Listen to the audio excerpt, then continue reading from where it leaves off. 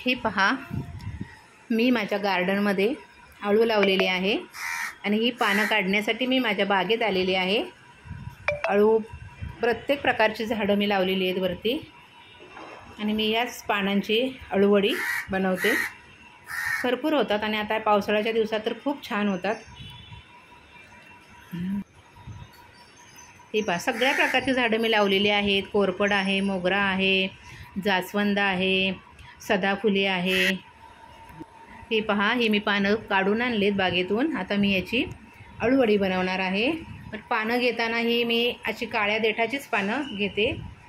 या पानांची वडी अगदी छान लागते, खवखवत नाही आपल्या घशाला आणि एक नंबर वडी होते। या माझ्या हातची कधीतरी वडी खायला। आता आपण रेसिपीला सुरुवात करूया।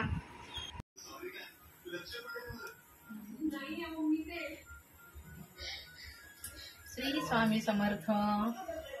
आज मी बनवत आहे पहा अळूवडी। त्यासाठी मी माझ्या स्वतः बागेत लावलेल्या अळूच्या पानांची मी आज अळूवडी बनवत आहे। त्यासाठी लागणारी पानं मी स्वच्छ धुवून हे असे देठ काढून घेतलेली आहेत पहा। आणि त्यासाठी लागणारं साहित्य हिरवी मिरची, लसूण, आलं, थोडं जिरं आणि लिंबू आणि हे सगळं बारीक करून घेऊया। हे पहा, मी हे सगळं वाटून घेतलंय। मिरची, लसूण, जिरं, आलं याचं वाटून घेतलंय। आपण हे ह्या बेसन पिठामध्ये आता हे घालून घेऊया। हे पहा, सुरुवातीला मी मीठ घालते, आपल्या चवीनुसार मीठ घालायचं। थोडे तीळ घालूया, तिळाने खूप छान खुसखुशीत होते वडी। थोडी हळद घालून घेऊया।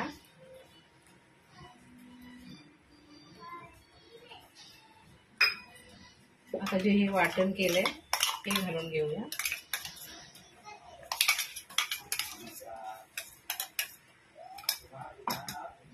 याच्यामध्ये छान जरा लिंबू पिळून घेऊया, म्हणजे वडी खवखव वडी लागत नाही, घशाला खवखव होत नाही वडी खाताना आपल्याला। तसं लिंबू पिळून घेऊन हे मिश्रण सगळं मी हे पहा, मी जे वाटण केलं होतं ते मी ह्या बेसन पिठामध्ये घालून घेतलंय आणि छान असं एकजीव करून घेतलंय।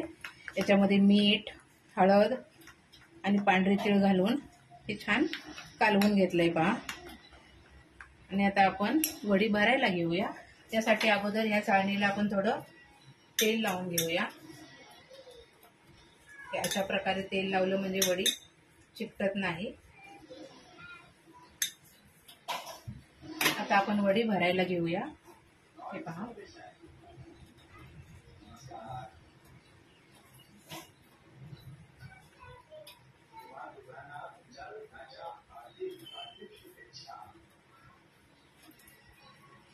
नंतर आपण फास्ट मध्ये करूया।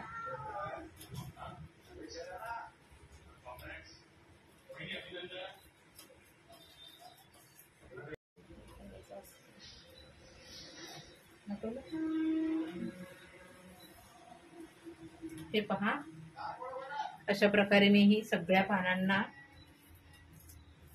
हे पीठ लावून घेतलेलं आहे। माझी पानं जरा बारीक आहेत, त्याच्यामुळे मी थोडीच पानं लावते। आणि मग हे असं झाल्यानंतर आपण याची वडी घालून घेऊया।